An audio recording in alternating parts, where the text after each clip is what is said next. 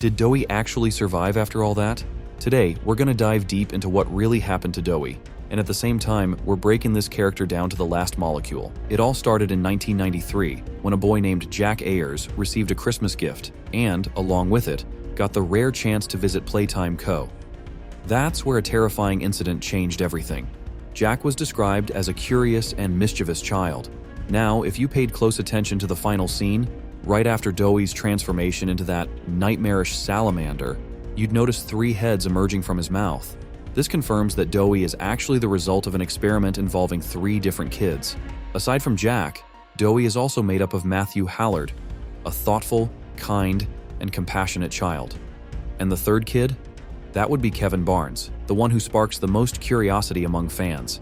To truly understand Kevin's role in Doey's existence, we need to take a closer look at one of the VHS tapes. And overview the suitability of one Kevin Barnes in relation to Project Doey. The neural abnormalities noted in Dr. Newman's report are detailed in connection to behavioral issues demonstrated within play care.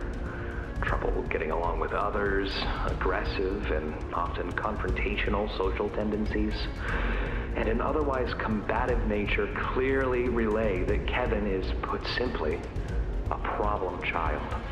What friends he does have, he's reported to have attacked in moments of intense play. These tendencies raise concerns.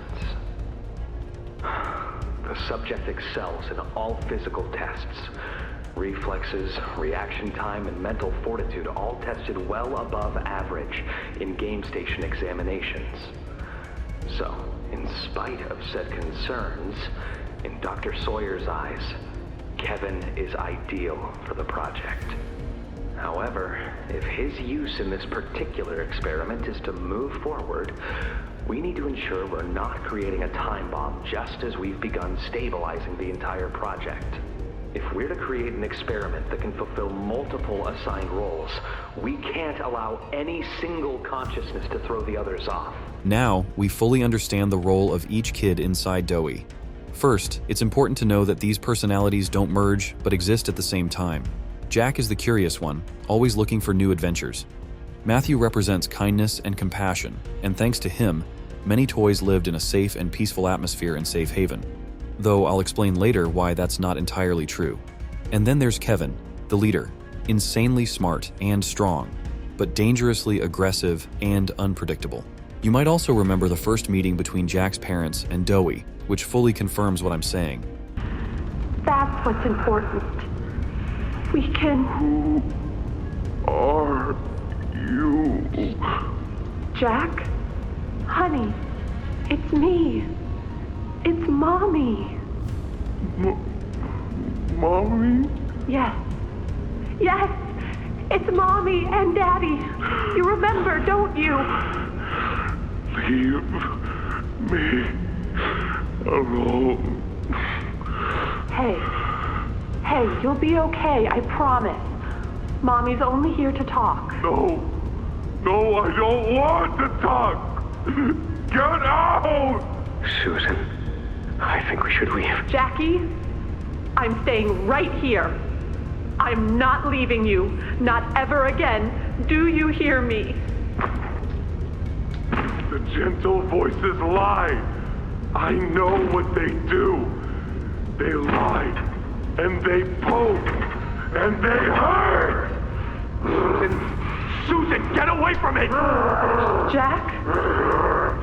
Mommy won't lie to you, Jackie. Mommy won't hurt you.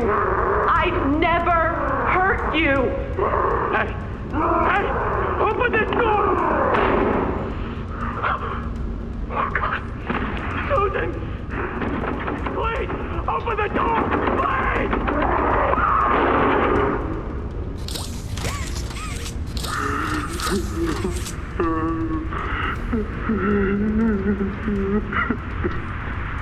We got the full picture. Jack clearly remembered his parents, who died after that meeting, which explains his crying at the end. However, during their conversation with Doey, Jack's parents weren't actually talking to their son, but most likely to Kevin. In this context, it's important to note that only Jack had a family, while the others were orphans. That's why the parents' words about mom and dad hit Kevin so hard, triggering that uncontrollable burst of aggression. We already established that Doey's personalities don't merge, so let's move on. The player's first encounter with Doey happened after meeting Pianosaurus. I personally think this character had enough strength to kill us, but as we later saw, Doey was even stronger, and that's the only reason our story didn't end seconds after the fall. You remember that Kevin is incredibly intelligent and physically powerful, right? That means Kevin was the one responsible for Pianosaurus's death, while the fun and mischievous Jack was the one who spoke to us afterward. Then came the meeting with Kissy Missy and Poppy, and before we knew it, we had arrived at Safe Haven. There we first noticed something strange about Poppy and Doey's relationship, but we'll get back to that later.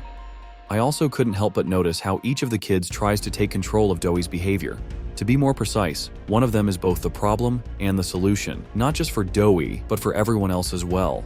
I know it sounds a bit complicated, but you'll get it soon. We see how Doey can easily snap, but just a second later, he's back to normal. Now, let's dive into some backstory. Poppy and Doey were the Guardians of the North. Okay, the Guardians of Safe Haven. These two were responsible for keeping all the toys safe for a long time, right up until Poppy abandoned them. Sounds familiar, doesn't it? The reason behind Poppy's actions is still a mystery, but what matters is that from that moment on, Doey never trusted her again. The only thing holding back his aggression was the safety of the toys. In a way, this conversation is a key moment in Doey's story in Chapter 4. Not only did it reveal an important truth, but it also gave us the clearest example of all the personalities shifting. If it's all true, then we need your help. The voice out there, the one in the prison, they called him the Doctor. Dr. Harley Sawyer. He was the scientist in charge of creating us. We don't know what he is, how he's still alive, but he works with the prototype. Hunting us, starving us, making us sick, and...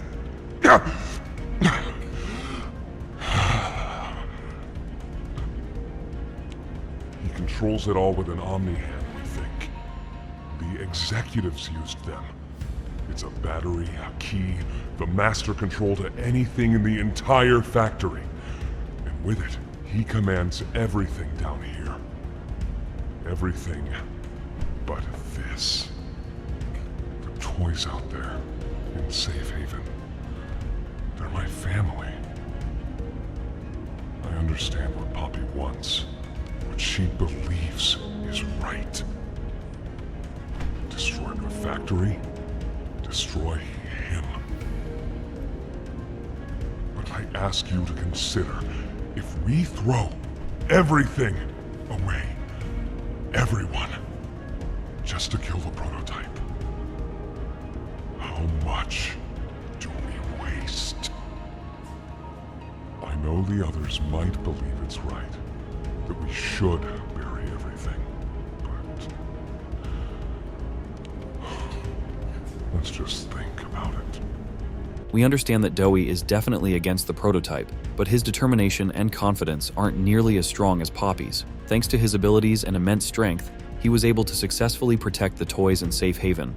That was always his top priority, which is why there's at least a conflict of interest between him and Poppy. However, he tried to hold himself back for the sake of the toys. One of the VHS tapes showed us that the toys are somewhat afraid of Doey due to his uncontrollable behavior, but that's just something to keep in mind. Of course, all the toys still see Doey as their protector, and now we've finally reached the conclusion of Doey's story and the final takeaway. I was only made to hurt things. My fault. My fault. Hurt. Everything hurts. Hurt back. Always hurt back. Parents, scientists, everyone have to. My friends. He killed my friends. You. It all started with you. You and her. It was you who ruined everything! No, No, that's not true. They jump-started the generator. They destroyed everything! I'll kill you!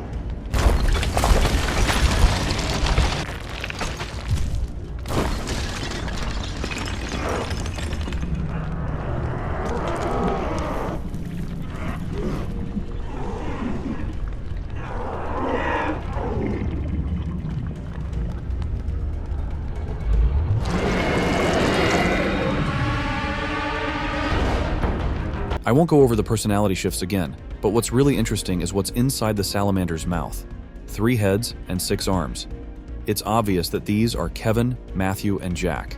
But here's the key detail. Only 2 hands are trying to kill us, while the other 4 are trying to hold them back. This scene reveals Doey's biggest secret. Kevin, as the leader, constantly tried to overpower the other personalities and take full control of Doey. Meanwhile, the other kid's main goal was to keep Kevin's rage in check. But after the destruction of Safe Haven, Jack and Matthew were weakened, and because of that, Kevin was able to take over Doey, though not completely. And then there's his tragic ending and that final VHS tape. It's the kind of moment that could actually bring tears to your eyes. No matter what, Doey was seriously an amazing character. We figured out that Doey is way too powerful. Dude's basically immortal. Yeah, he's got weaknesses, and we did exploit him, but I still find it real hard to believe he just died that easily.